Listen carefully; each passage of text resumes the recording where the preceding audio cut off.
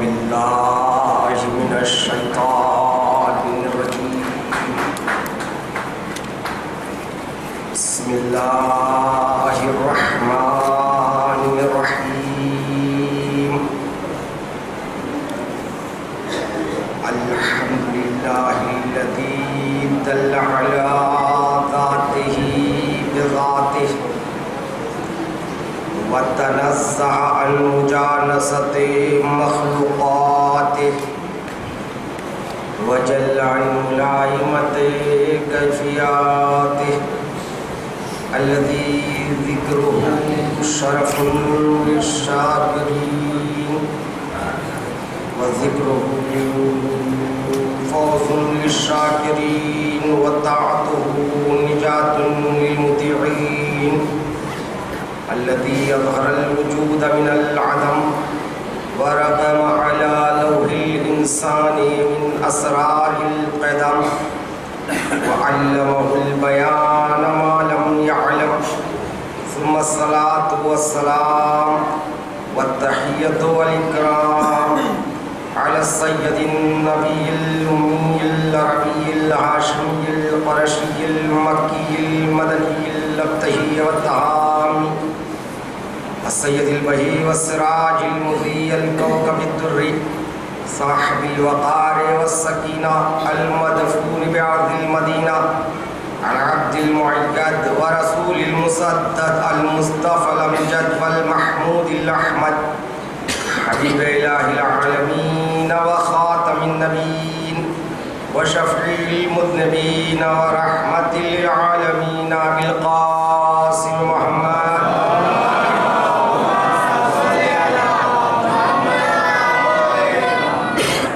وآله الطيبين الطاهرين المعصومين المظلومين المنتخبين الصابرين الشاكرين واللعنة الدائمة على أعدائهم وغاصب حقوقهم ومنكر فضائلهم ومناقبهم ومصائبهم وعظمتهم وولايتهم أجمعين من يوم ظلمهم إلى يوم الدين.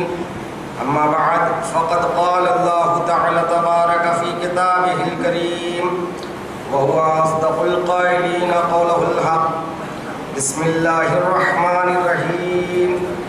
هو الله الخالق البارئ المصور له الأسماء الحسنى يسبح له ما في السماوات والأرض وهو العزيز الحكيم. سبحان الله.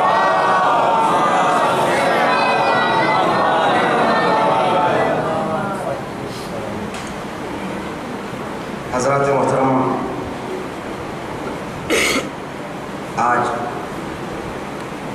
اس مجلس کے بعد بھی ایک اور مجلس ہے اور اس کے ساتھ ساتھ ایک جلسے سے بھی خطاب ہے، لہذا مجھے حکم ہوا ہے کہ میں اپنی بات کو محدود وقت میں آپ کے سامنے رکھوں.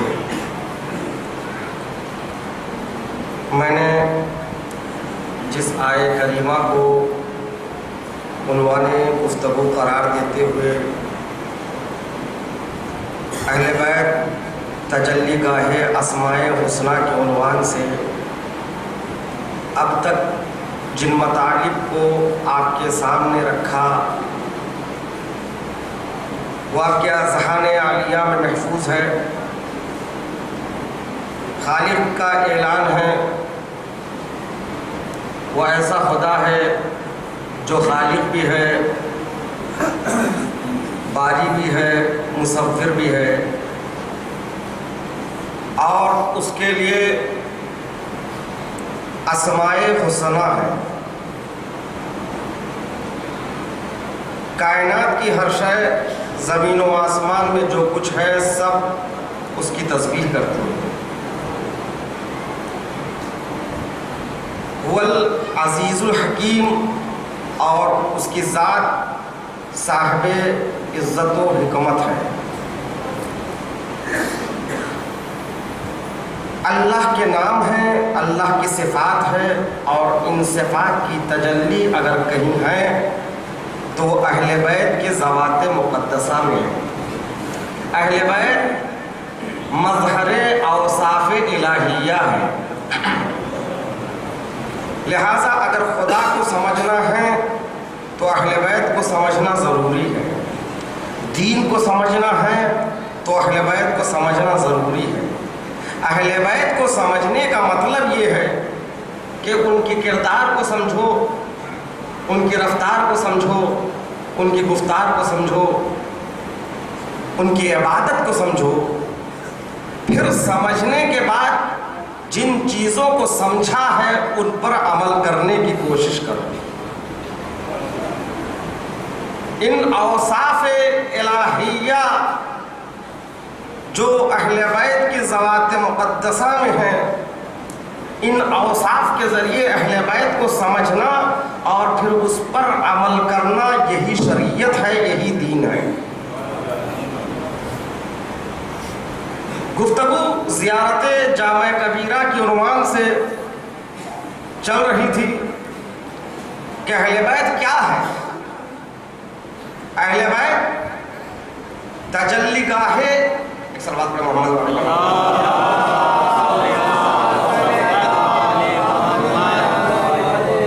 اہل بیت جن کے لیے ہم نے گزشتہ مجلسوں میں ان صفات کو پیش کیا جن صفات کے ذریعے ائمہ کو سلام کیا گیا اور ہمیں تعلیم دی گئی کہ اماموں کے مزاروں پر، اماموں کے مرقد مطہرہ پر، اماموں کے روضوں پر پہنچ کر ان الفاظ میں سلام کرنا، کیونکہ اس میں سلام بھی ہے اور معرفت کے جملے بھی ہیں۔ اہل بیت خزان علم ہیں، اس کی تفصیل ہو چکی ہے، اور اہل بیت کے لیے ایک لفظ اسی زیارت میں ہے، مختلف الملائکہ۔ یہاں سے پہچانیے اہل بیت کون ہے۔ اہل بیت مختلف ملائکہ ہے۔ مختلف ملائکہ کہتے کسے ہیں؟ اختلاف سے مختلف ہے۔ اختلاف کا مطلب یہ اختلاف خلف سے، خلف کہتے ہیں آنا جانا، اختلاف آنے جانے کو اختلاف کہتے ہیں۔ قرآن مجید میں اختلاف اللیل والنہار کا ذکر ہے، آپ نے آیتوں میں پڑھا ہے اختلاف اللیل والنہار، یعنی رات اور دن کا آنا جانا۔ رات اور دن کے آنے جانے کو کہتے ہیں اختلاف اللیل والنہار۔ رات آتی ہے پھر دن جاتا ہے، پھر دن جاتا ہے پھر رات آتی ہے۔ ایک مرتبہ یا دو مرتبہ، تین مرتبہ آنے جانے سے اختلاف نہیں کہتے، بار بار آنا، بار بار جانا، آنا جانا مسلسل جہاں ہو وہاں لفظ اختلاف عربی میں استعمال ہوتا ہے۔ اختلاف اللیل والنہار، ہر 12 گھنٹے میں دن جاتا ہے تو رات آتی ہے، پھر رات جاتا ہے تو دن آتا ہے، یہ تسلسل کو کہتے ہیں اختلاف۔ اب یہاں سے سمجھیے اہل بیت کی عظمت کو، اہل بیت کے وقار کو، اہل بیت کی فضیلت کو۔ اہل بیت مختلف الملائکہ ہے۔ مختلف الملائکہ کا مطلب ایک دو مرتبہ ملائکہ نہیں آئے ہیں، مسلسل آتے جاتے ہیں۔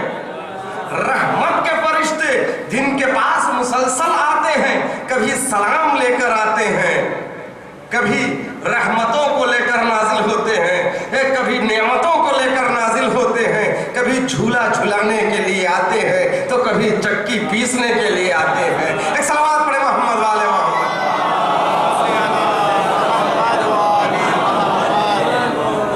اہل بیت مختلف الملائکہ ہے، ومعدن الرحمہ۔ اہل بیت کیا ہے؟ معدن رحمت ہے۔ ذہنوں میں محفوظ رہے، اہل بیت تجلی گاہ اسماء حسنہ ہے، اسی کی توجیہ ہو رہی ہے۔ اہل بیت معدن رحمہ ہے، یہ جملہ بھی زیارت جامع کبیرہ کا ہے۔ معدن رحمہ، معدن کہتے کسے ہیں؟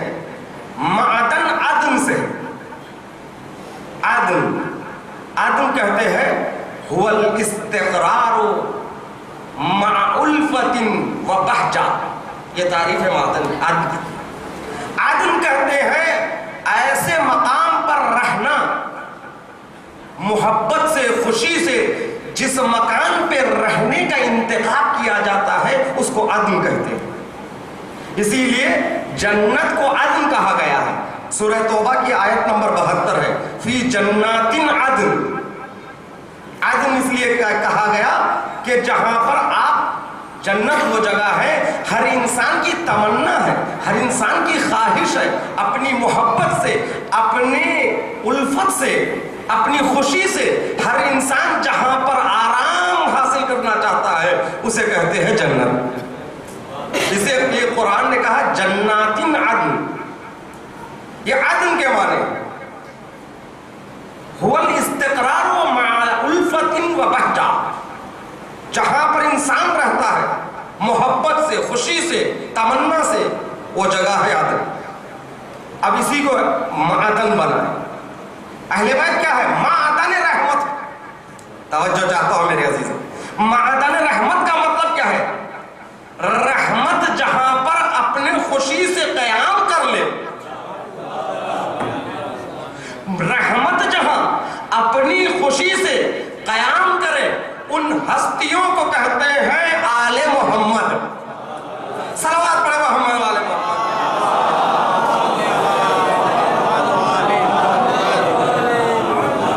رحمت قیام کرے. توجہ چاہتا ہوں میرے عزیزوں, مقام استراحت رحمت کا نام ہے اہل بیت. توجہ چاہتا ہوں. اور رحمت ہے کیا چیز؟ رحمت کہتے ہیں نعمت کو, رحمت کہتے ہیں محبت کو, عطوفت کو, راحت کو. بڑا وسیع معنی ہے اس کے رحمت کے, اور اتنا اہم یہ صفت ہے پروردگار عالم کی. پروردگار عالم نے سب سے پہلے اسی صفت کا استعمال کیا ہے, بسم اللہ الرحمن الرحیم, یعنی آغاز کلام مجید ذکر پروردگار عالم رحمت سے ہو رہا ہے. اللہ رحمان بھی ہے, رحیم بھی ہے. رحمان اور رحیم اسی رحمت سے ہے, تو وہ رحمان اور رحیم ہے, اور اہل بیت معدن رحمت ہے. وہ اسم ہے, یہ تجلی گاہ اسم ہے. صلوات پڑھے محمد والے محمد.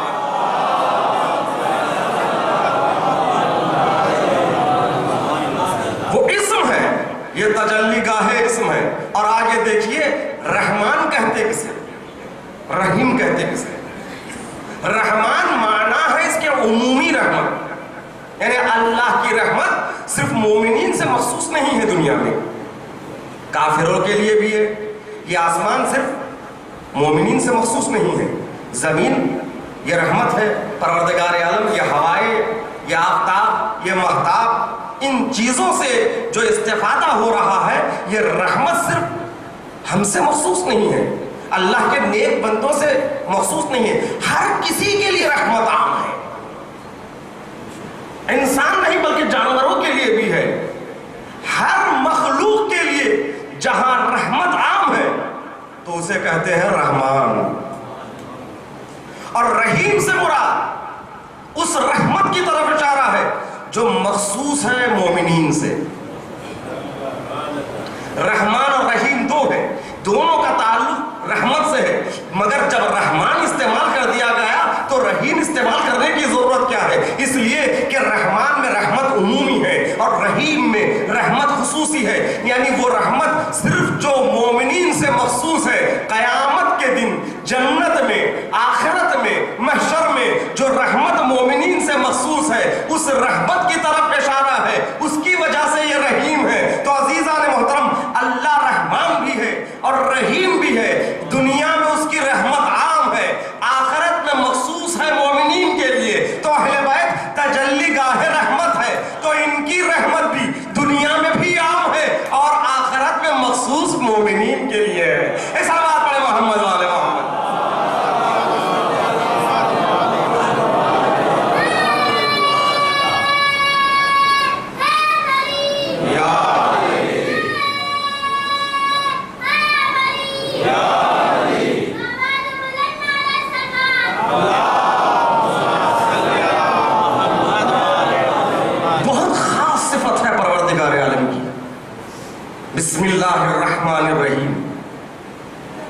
ابتدا ہی میں 2 مرتبہ اسی صفت سے اللہ نے اپنے آپ کو یاد کیا. پھر پہلا سورہ حمد، الحمدللہ الرحمن، الحمدللہ الرحمن الرحیم. یہاں دوبارہ یعنی اتنا اہم ہے یہ رحمت، اور جس کو بھیجا پروردگار عالم وہ رحمت للعالمین بنا کر بھیجا. رحمت للعالمین ہے.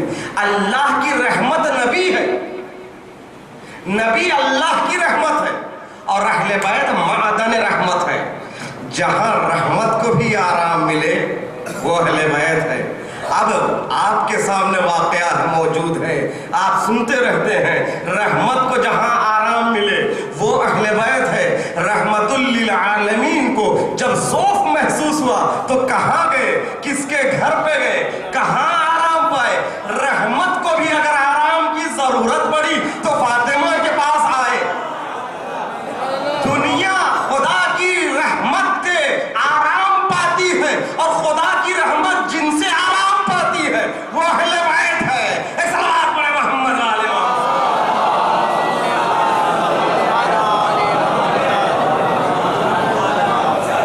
دنیا اللہ کی رحمت سے آرام پاتی ہے. رحمت ہے تو یہ آرام ہے. وہ رحمتی وسعت کل شیء، اس کی رحمت ہر چیز پر غالب ہے. اللہ کی رحمت نہ ہو تو انسان نہ یہاں رہ سکتا نہ وہاں رہ سکتا. مرنے والے کو اسی لیے مرحوم کہتے ہیں کہ ہمیں یقین ہے کہ مرنے والا بندہ مر گیا تو رحمتیں خاص میں ہیں اہل بیت کے. رسول رحمت ہے، رحمت للعالمین ہے. رحمت کو جب ذوق محسوس ہوا تو معدن رحمت کے پاس آئے. پھر اس کے بعد چادر کو طلب کیا، حسن کو بلایا، حسین کو بلایا، فاطمہ کو بلایا، علی کو بلایا. چادر رحمت میں انوار رحمت جمع ہوئے. انوار رحمت جمع ہونے کے بعد معدن رحمت بنے. انوار رحمت چادر رحمت میں جمع ہو کر معدن رحمت بنے تو رسول نے تعارف کرایا یہ ہے معدن رحمت. اللہم ہؤلاء اہل بیتی، یہ میرے اہل بیت ہے جو معدن رحمت ہے. انوار رحمت کے نور کو فرشتہ رحمت نے دیکھا تو رحمان و رحیم سے سوال کیا تو رحمت خدا جوش میں آیا اور یہ کہا تم جانتے نہیں ہو یہ کون ہے؟ اگر یہ نہیں ہوتے تو نہ آسمان کا شامیانہ بناتا، نہ زمین کے فرش کو بچھاتا، نہ ہواؤں کو چلاتا، نہ سمندروں کو بہاتا. ان کی وجہ سے یہ دنیا ہے. اسی لیے زیارت جامع کبیرہ کا جملہ ہے بکم فتح اللہ و بکم یختم. انہی کی وجہ سے پروردگار عالم نے کائنات کو قائم کیا، انہی کی وجہ سے کائنات باقی ہے. ابتدائے کائنات اہل بیت ہے، انتہائے کائنات اہل بیت. صلوات پڑھے محمد والے.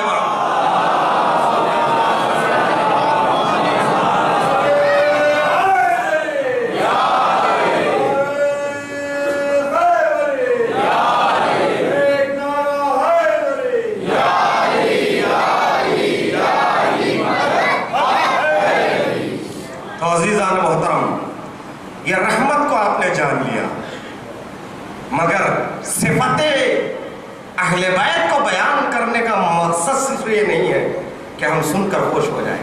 ہمیں اہل بیت سے قریب ہونا ہے تو اس صفت کو ہم اپنے اندر اپنانے کی ضرورت ہے. اللہ رحیم ہے، تجلی گاہ رحمت اہل بیت ہے. اگر ہمیں قریب ہونا ہے تو اسی صفت کے ذریعے قریب ہونا ہے. ہم کتنے رحیم ہیں. انسان کو اپنے بچوں کے ساتھ رحم کرنا چاہیے، غریبوں پر رحم کرنا چاہیے، مسلمانوں پر رحم کرنا چاہیے. ہم کھا پی رہے ہیں لیکن بیچارہ غریب گھر میں روٹی نہیں ہے. پھر اس کے بعد ہمیں حق ہے ہم اپنے حق کو اہل بیت کے چاہنے والے اور اہل بیت کے شیعہ کہلائیں. رحمت پروردگار عالم رحیم، اہل بیت صاحبان رحمت. اگر ہم اسی صفت پر اتریں گے तो फिर हमें ये कहने का हक है क्या हम अहले बैत के चाहने वाले हैं। ये है रहमत। उसके बाद तजल्लीगाह रहमत के बाद दूसरा जुमला है वो उसूलुल करम। मैं आगे पीछे कर रहा हूँ, मैं पूरी मुकम्मल ज़ियारत की तशरीह नहीं कर सकता, मगर जहाँ जहाँ से भी जहन में मेरे आ रहा है उन बातों को पेश कर रहा हूँ। उसूल करम है अहले बैत। वो औलियाउन निअम, नेमतों के वली है। अज़ीज़ान मोहतरम, एक एक जुमले के जब शराब हो जाए तो हर फजीलत के लिए एक बड़ी इसकी ज़रूरत है। नेमत किसे कहते हैं? और अहले बैत वली ये नेमत है, यानी इन्हीं की वजह से नेमतें हैं। ये न होते तो रहमतें नहीं होती, नेमतें नहीं होती। वो औलियाए निअम का नाम है अहले बैत। आज भी अगर नेमतें बाकी हैं, नेमतें जारी हैं, तो ये दलील इस बात की है कोई वलीए नेमत पर्दाए गैब में है, जिसके वजूद से ये दुनिया कायम है, ये नेमतें बाकी है, उनके वजह से नेमतें हैं। अहले बैत वली ये नेमत है, औलियाए नेमत है। हमको इन्हीं के रास्ते पे चले तो नेमतें नसीब होगी। इसीलिए सूरह हम में अल्हम्दुलिल्लाह रब्बिल आलमीन अर्रहमान रहीम मालिक यौमिद्दीन, उसके बाद दुआ है इय्याका नअबुदु व इय्याका नस्तईन। हम परवरदिगार सिर्फ तेरी इबादत करते हैं और तुझसे ही मदद मांगते हैं। इहदिनस सिरातल मुस्तकीम, सिराते मुस्तकीम की हमें हिदायत फरमा, सिराते मुस्तकीम पर हमें चलते रहने पर इसी तरह गामजन रख, बाकी रख। तो अजीज़ान मोहतरम, क्या है सिराते मुस्तकीम? अंबिया, औलिया, ये तमाम के लिए कहा गया। खुद अहले बैत ने कहा नहनु सिरातुल मुस्तकीम, हम अहले बैत सिराते मुस्तकीम है। अहले बैत सिराते मुस्तकीम का मसला क्या है? अहले बैत सिराते मुस्तकीम का मतलब ये है कि तमाम सिफात इलाहिया को लेकर ये आगे चल रहे हैं। इन सिफात इलाहिया को वसीला बनाकर हम इनके पीछे पीछे जाएंगे तो सिरात मुस्तकीम पर गामदर है। सिरात मुस्तकीम की फिर तशरीह हो रही है इहदिनस सिरातल मुस्तकीम सिरातल लदीना अनअमता अलैहिम, उनके उस सिरात है सिरात मुस्तकीम जिन पर तूने अपने नेमतों को नाजिल किया। अहले बैत सिरात मुस्तकीम भी है, औलियाए नेमत भी है, और इनकी वजह से हम पर नेमतों का नुज़ूल होता है। सलावत पढ़े मोहम्मद वाले मोहम्मद।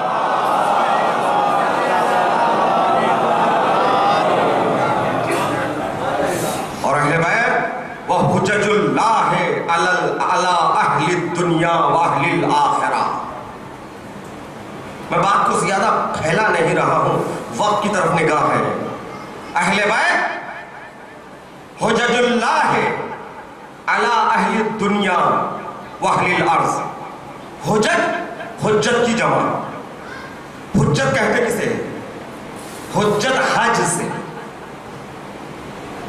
हम बार बार इन अल्फाज को अपने ज़बान पर ले आते हैं, बोलते हैं, अशआर में इस्तेमाल करते हैं, तकरीरों में सुनते हैं, मगर मेरी अपनी नहज है, मेरा एक सलीका है। ये मैं लफ्ज़ों को वाज़ेह करके मजलिस पढ़ता हूँ, इसलिए कि बच्चा भी समझ के उठे कि क्या पढ़ा गया है। हम हमेशा सुनते आए हैं हुज्जत खुदा, हुज्जत खुदा, हुज्जत खुदा। हुज्जत से मेरा क्या मतलब है? हुज्जतुल्लाह, अहले बैत हुज्जतुल्लाह है, इसी ज़ियारत का जुमला है। हुज्जत की जमा है। हुज्जत हज से है। हज कहते हैं इरादे को,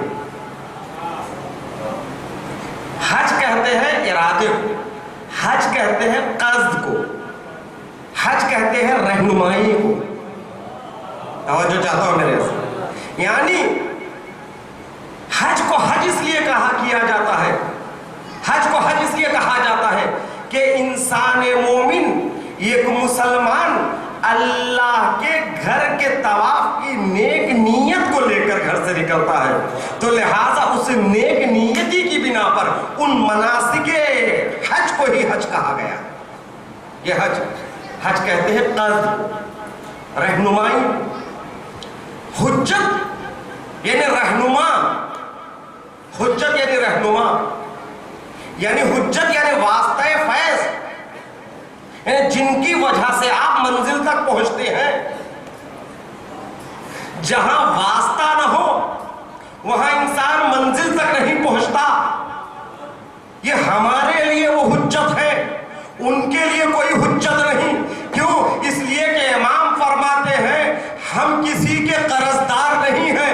نحن صناع اللہ, ہم اللہ کے ڈائریکٹ بنے ہوئے بندے ہیں, مگر کائنات ہمارے وسیلے سے بنی ہے. ہر ایک کے لیے ہم حجت ہیں, مگر ہمارے اور خدا کے درمیان میں کوئی حجت نہیں. اس کے حجت الہی ہے. نحن حجت اللہ, ہم اہل بیت اللہ کی حجت ہے. حجت کہتے ہیں کسے؟ واسطے کو. اب بات کو واضح کر دوں, واسطہ کیا ہے. مثال کے طور پر واسطہ دو طریقے کا واسطہ ہوتا ہے. یہ ایک واسطہ, آپ نے دو آدمیوں کے درمیان دشمنی تھی, آپ نے ملاپ کروا دی, آپ بنے واسطہ. اب آپ ہٹ گئے, ان کی دوستی قائم ہے. آپ بنے واسطہ, مگر آپ ان کی دوستی میں نہیں ہیں, دوستی جاری ہے.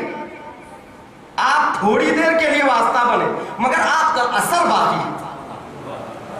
آپ نہیں ہے, مگر آپ کا اثر باقی ہے.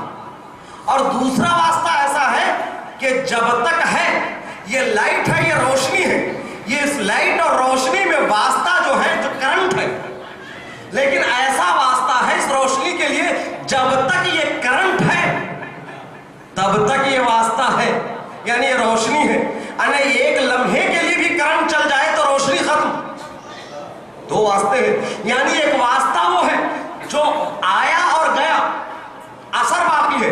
ایک واسطہ وہ ہے جن کا آخری وقت تک باقی رہنا ضروری ہے. دو طرح کے واسطے ہیں. اب سوال یہ ہے کہ اہل بیت کیسا واسطہ ہے؟ اہل بیت واسطہ ہے نا, واسطہ کرم ہے, واسطہ رحمت ہے, واسطہ نعمت ہے. ان کے واسطے سے کائنات ہے, ان کے وجہ سے یہ زمین ہے. یہ واسطہ ہے اہل بیت, مگر کیسا واسطہ ہے؟ اس کو سمجھنے کے لیے ذرا عرفا کی زبان میں سمجھانے کی ضرورت ہے. عرفا کہتے ہیں لا تکرار فی التجلی, تجلی میں تکرار نہیں ہے. اہل بیت تجلی کا ہے, اہل اسماء حسنہ ہے. اس لفظ کو ذہن میں رکھیں اور تجلی کی تعریف سنیے. لا تکرار فی التجلی, تجلی میں تکرار نہیں. تجلی یعنی جلووں میں. مثال کے طور پر یہ روشنی جو مسلسل ہے, یہ ایسا نہیں ہے کہ روشنی اسی طرح قائم ہے, بلکہ روشنی مسلسل آ رہی ہے, لیکن جو کوئی چیز آتی ہے جاتی ہے تو پتہ کیوں نہیں چل رہا؟ اس لیے کہ اس میں اس قدر سرعت ہے, اس سرعت کی بنا پر آپ کو پتہ نہیں چل رہا ہے. ایسے لگ رہا ہے کہ ایک جگہ روشنی ہے. یہ روشنی اس بلب میں مسلسل نہیں, ایک آ رہی ہے مسلسل, مگر اس سرعت کے ساتھ ہے کہ اس سرعت کی بنا پر آپ کو پتہ نہیں چل رہا ہے. تو کائنات کے لیے کہا گیا لا تکرار فی التجلی. کوئی چیز تجلی کرتی ہے, متجلی ہوتی ہے, تو تجلی میں تکرار نہیں, تسلسل ہوتا ہے. تجلی میں تکرار نہیں, تسلسل ہے. اور یاد رکھو یہ کائنات ہر لمحہ ختم ہوتی ہے, اور ہر لمحہ اس کو لباس وجود ملتا ہے. ہر لمحہ کائنات ختم ہوتی ہے, اس لیے کہ کائنات حادث ہے. خدا قدیم ہے. حادث کا مطلب یہ ہے کہ حدوث زمانے سے ہمیشہ ختم ہوتا رہتا ہے.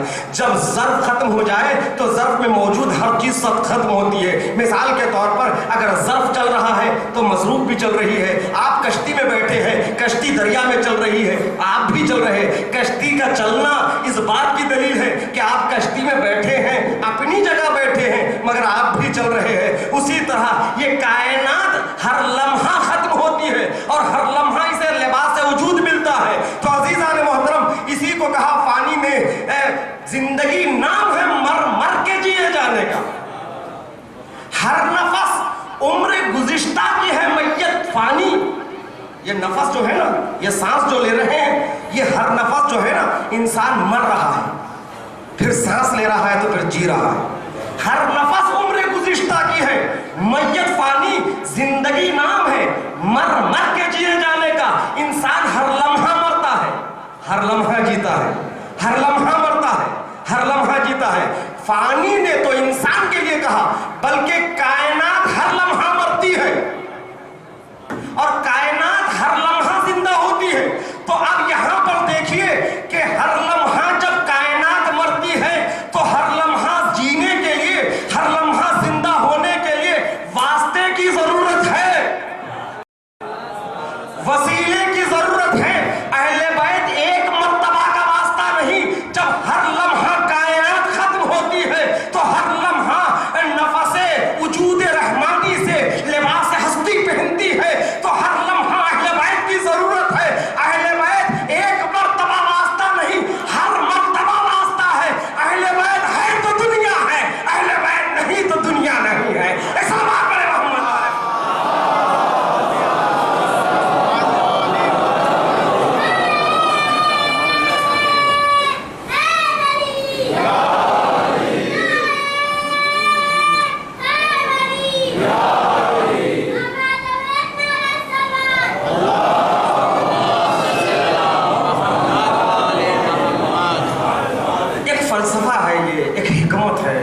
جس کو میں نے بہت آسان الفاظ میں آپ کے سامنے رکھ دیا، یعنی اہل بیت کی ضرورت ہر لمحہ ہے۔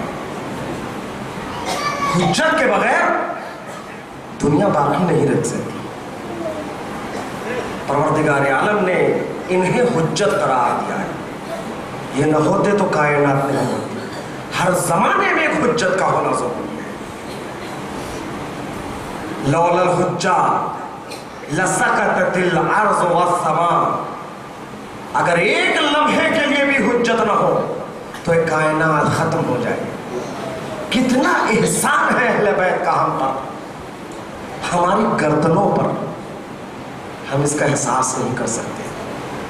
اسی لیے کسی شاعر نے کہا، زمانہ حجت حق سے کبھی خالی نہیں ہوتا، زمانہ حجت حق سے کبھی خالی نہیں ہوتا، زمانہ حجت حق سے کبھی خالی نہیں ہوتا۔ ادھر گھوڑے سے سرور گرے، اٹھے سجاد بستر سے، گرے گھوڑے سے شبیر، اٹھے سجاد بستر سے۔ عزیزان محترم، امام حسین کے بعد سید سجاد ہے، گرے شبیر گھوڑے سے، اٹھے سجاد بستر سے۔ زمانہ حجت حق سے کبھی خالی نہیں ہوتا، گرے شبیر گھوڑے سے، اٹھے سجاد بستر سے۔ سید سجاد امام حسین کے بعد حجت خدا ہے،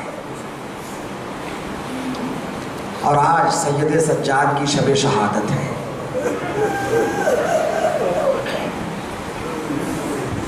عزادارو، آنسو بہائیے، روئیے اسے جس نے 35 سال اپنے باپ کو رویا۔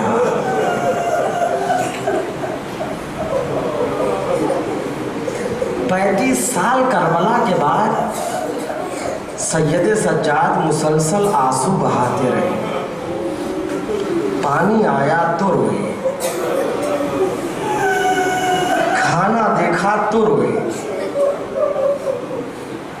اور ہمیشہ کربلا کو یاد کرتے تھے۔ پانی کو دیکھ کے کہتے تھے، بھیا علی اصغر، اے کاش کہ یہ پانی کربلا میں ہوتا تو اصغر پیاسا نہ رہتا۔ حسین اپنے بعد حجت خدا کو چھوڑ گئے۔ سید سجاد مبلغ عزا،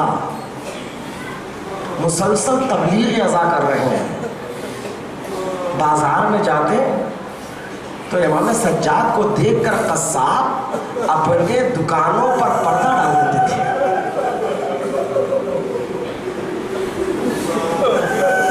سید سجاد نے دیکھا یہ قصاب گوسفند ذبح کر رہا تھا، آگے بڑھے، پوچھا، بھائی ذرا رک جا، کیا تو نے اسے پانی پلایا کہ نہیں؟ قصاب نے کہا، آقا یہ ہمارا دستور ہے، جانور کو جب ذبح کرتے ہیں تو پانی पानी पिलाते हैं। एक मर्तबा सैयद सज्जाद ने करबला का रुख करके कहा, बाबा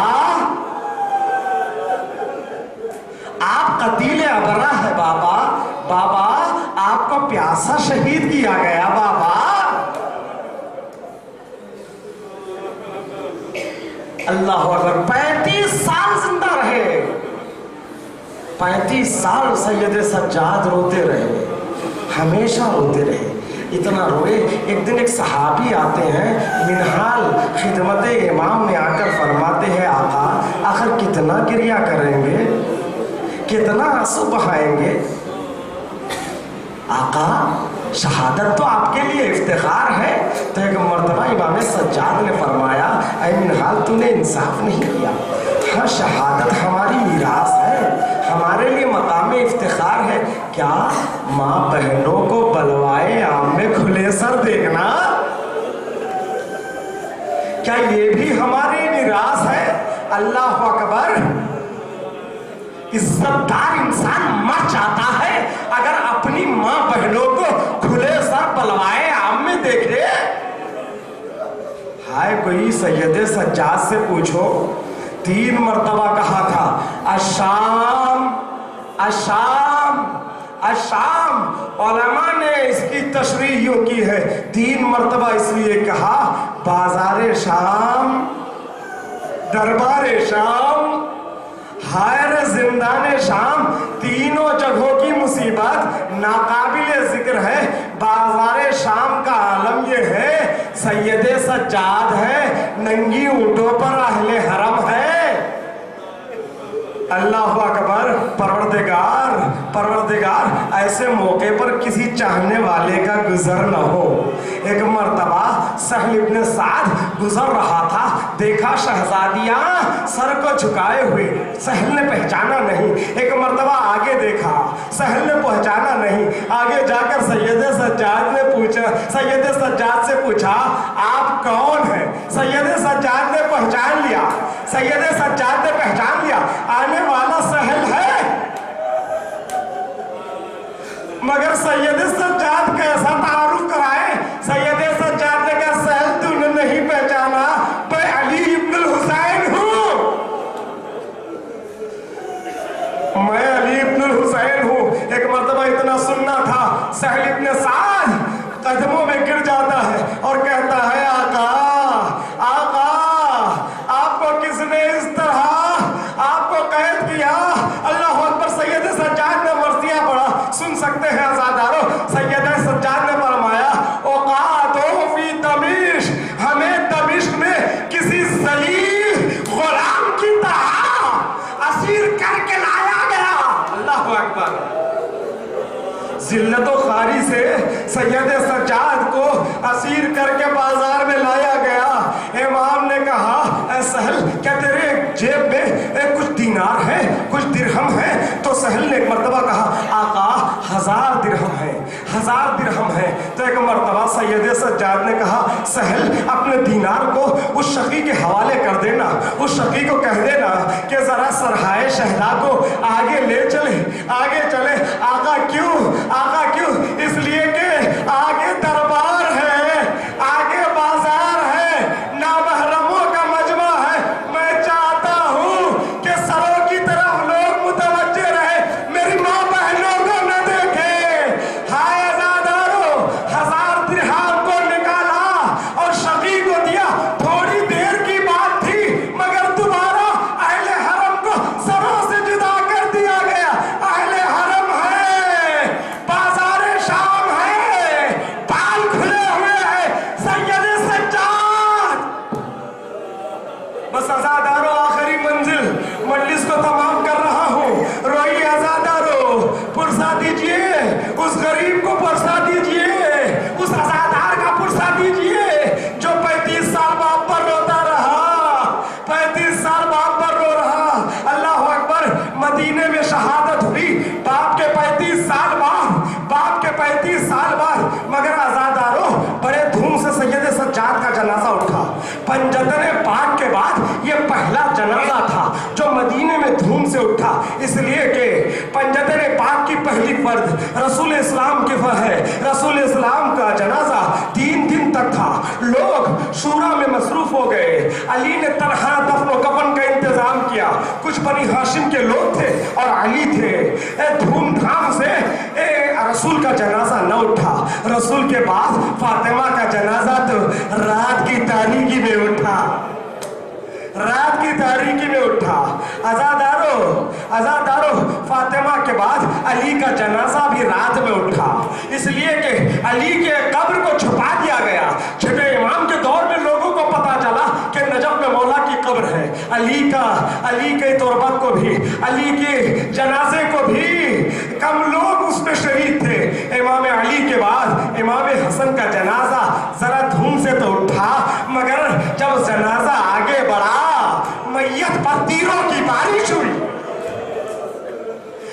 हाँ, इमाम हसन के बाद इमाम हुसैन का जनाजा कोई न था उठाता जो लाशा गरीब का इतना गरीब हो गया, कुंबा गरीब का। अरे हुसैन के जनाजे को कोई उठाने वाला न था। जलती हुई जमीन पर हुसैन का लाशा 3 दिन बेरो गोरो कफन पड़ा रहा। पंजतन पाक में किसी का जनाजा